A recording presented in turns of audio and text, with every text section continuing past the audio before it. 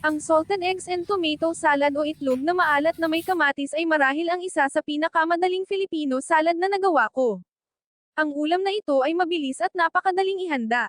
Gusto kong magkaroon ng salted eggs with tomato salad with grilled pork. Mahilig din ako sa inihaw na tilapia.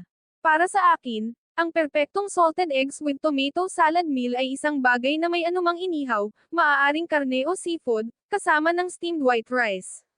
Ang pagkakaroon ng salad na ito sa paligid ay nagpapalakas ng aking gana at nagbibigay daan sa akin na mas masiyahan sa aking pagkain.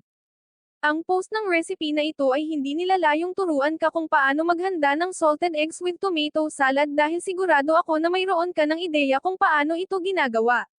Sa halip, hayaan itong maging paalala sa lahat na may mga simpleng pagkain tulad nito, at makakatulong ito sa iyong mga mapurol na pagkain na maging kapana-panabik.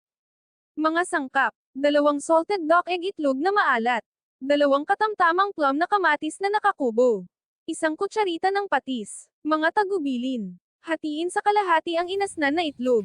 Kuskusin ang puti ng itlog at pula ng itlog pagkatapos ay ilagay sa isang mangkok. Idagdag ang cubed tomatoes at patis. Haluing mabuti. Maglingkod.